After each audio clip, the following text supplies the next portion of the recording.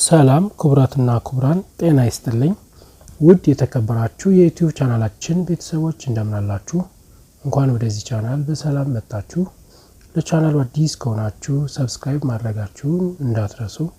በዛሬው ቪዲዮአችን የምናየው በእንቅልፍ ሰዓት ስለሚከሰተው የእግር ህመም ወይም ኖክቱርናል ሌግ ፔን ብለን ስለምንጠራው ችግር ይሆናል ማለት ነው። ስለዚህ ኖክቱርናል ሌግ ፔን ወይም በእንቅልፍ ሰዓት ስለሚከሰት የእግር ህመም ምንነቱ፣ ምልክቶቹ፣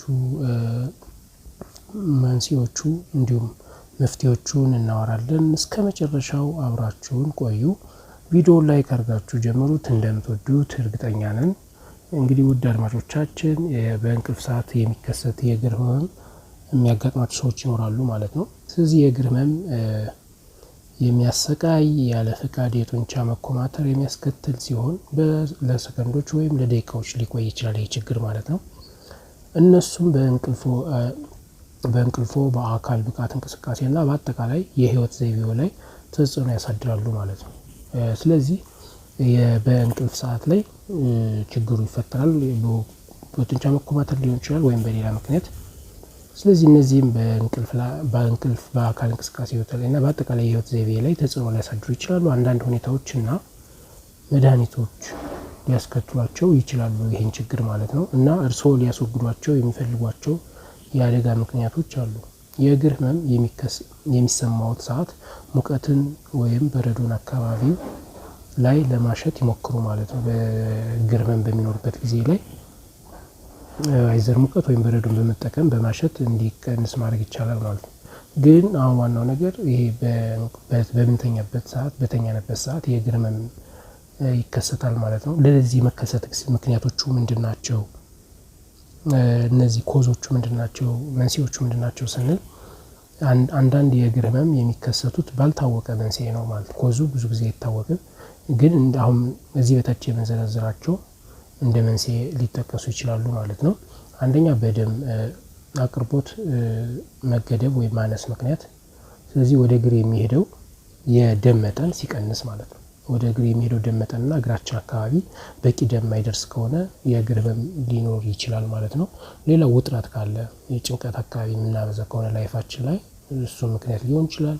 በጣም ብዙ ከፍተኛ ጥንካሬ ያለው የአካል ብቃት እንቅስቃሴ ካደረግን ማለት ከገደብ በላይ አቅማችን ሰውነታችን እንደ ኖርማል ላይው ከሚችለው በላይ የአካል ብቃት እንቅስቃሴ የምናደርግ ከሆነ ህመሙ ሊኖር ይችላል።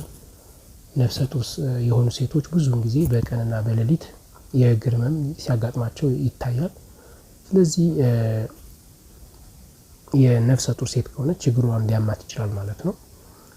ስለዚህ ነፍሰ ጡር መሆን ለእግር መታመም ምክንያት ነው ማለት። ለረጅም ጊዜ መቀመጥ ካለ ያም እግር ህመም ምክንያት ሊሆን ይችላል። እንግዲህ አንዳንድ ሰዎች ከሚሰሩ ስራ አንጻር ለምሳሌ የሚያነቡ ሰዎች ለረጅም ሰዓት ቁጭ ብለው ነው የሚያነቡትና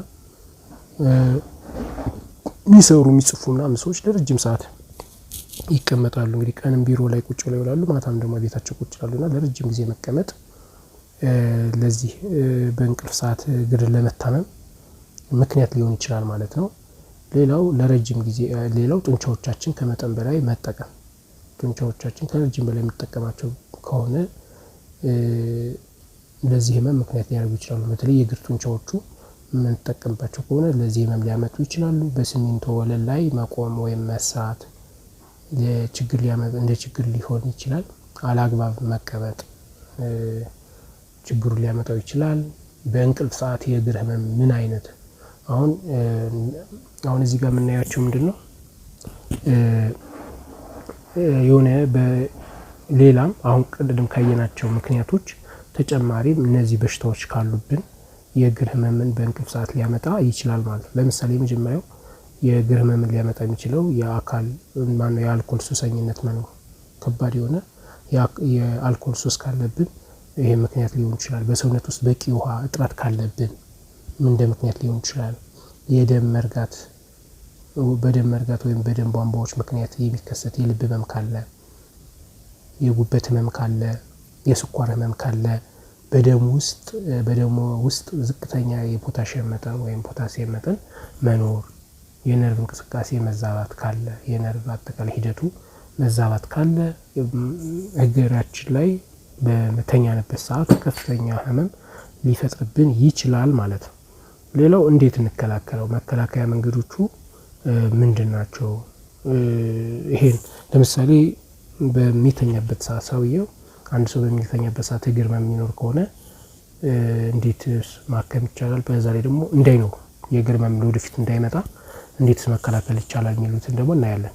ስለዚህ መከላከያ መንገዶቹ አንደኛ በየቀኑ ከ6 እስከ 8 ብርጭቆ መጠጣት። ስለዚህ ሰውነታችን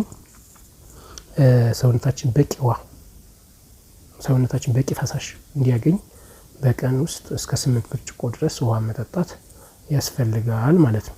ሌላው ብዙ አልኮልና ካፌን ማስወገድ ያስፈልጋል። ካፌን ያላቸው ነገሮች ለምሳሌ እንደ ኮካ፣ ይሄ ቡና፣ ሻይ ምናምን ነገሮችን አለማብዛት። ሌላው አልኮልን አለማብዛት፣ ይሄ ጥሩ ነገር ነው ማለት ነው። ሌላው ወይም ማስወገድ አጠቃላይ ከህይወታችን። ሌላው እንዴት እንደሚተኙ ማስተካከል ማለት ነው። የምኝታችን አይነት ሂደት ኢፌክት አለውና ምንተኛበት ሂደት ችግር ካለ ያተያኝ ሁኔታችን ማስተካከል ያስፈልጋል። ከዛም ወደ ምኝታ ከመሄዳችን በፊት የእግራችንን ጡንቻዎች በቀስታ ማሳጅ ያደርጉ። ስለዚህ ወደ እግር አካባቢ የሚገኙ ጡንቻዎችን ቀስ አድርጎ ማሳጅ ማድረግና እዛ አካባቢ ላይ በደንብ በሚታሽበት ጊዜ ደም በደንብ ወደዛ አካባቢ ይሄዳል። ደም በደንብ ይደርሰዋል፣ ጡንቻዎቹም ይፍታታሉ ማለት ነውና እግር ህመሙ እንዳይኖር ሊያደርግ ይችላል ማለት ነው። ሌላው በደንብ የሚሰማን በጣም ማለት በደንብ ሊስማሙን የሚችሉ ጫማዎችን ማድረግ ያስፈልጋል ማለት ነው። አንዳንድ ጊዜ ያጎረበጠን፣ እያመመን፣ እየጠበበን ዝም ብለን የምንረግጥበት ሁኔታ አለን ማለት ነው። ስለዚህ ብዙ ጊዜ ለእግራችን ምቾት ሊሰጡ የሚችሉ ጫማዎችን ማድረግ ያስፈልጋል። በተደጋጋሚ የእግር እንቅስቃሴዎችን ማድረግ ያስፈልጋል። በተለይ ወክ ማድረግ ምናምን በጣም ኢምፖርታንት ነው ማለት ነው። የአካል ብቃት እንቅስቃሴ ከማድረጉ በፊት እና በኋላ ጡንቻዎችን ማንቀሳቀስ፣ ማሳሳብ፣ ማሟሟቅ ያስፈልጋል። ዝም ብሎ ደርሰን ከበድ ያለ ስፖርት የምንሰራ ከሆነ የጡንቻ መሸማቀቅ ሊያመጣ ይችላል እና ምንድነው ማድረግ ያለብን? ስፖርት ከመስራታችን በፊት ማሟሟቅ፣ ልናቆምም ስንል ማሟሟቅ ያስፈልጋል ማለት ነው። እዛም በተጨማሪ ከመተኛታችን በፊት ቀለል ያሉ የአካል ብቃት እንቅስቃሴ ማድረግ ያስፈልጋል ማለት ነው። ስለዚህ እነዚህ አሁን ያልናቸው ወደ 8 ነገሮች የእግር ህመም እንዳይከሰት እንዳይፈጠር ሊከላከሉልን የሚችሉ ሀሳቦች ናቸው ወይም ክስተቶች፣ አይዲያዎች ናቸው ማለት ነው። ሌላው በእንቅልፍ ሰዓት የሚከሰት ህመምን፣ የእግር ህመምን በቤት ውስጥ እንዴት ነው ልናክመው የምንችለው የሚለውን ስናይ የመጀመሪያው በእግር ለተወሰነ ደቂቃ መራመድ፣ በእግር ትንሽ ከመተኛታችን በፊት በእግራችን ለተወሰነ ጊዜ እርምጃ ማድረግ፣ እንቅስቃሴ ማድረግ አንደኛ። ሁለተኛ እግርን እጥፍ ዝርጋ ማድረግ፣ አሁንም ከመተኛታችን በፊት እግራችን ማጠፍና መዘርጋት፣ ጡንቻዎቻችን ማሸት፣ ማሟሟቅ፣ ማፍታታት ያስፈልጋል።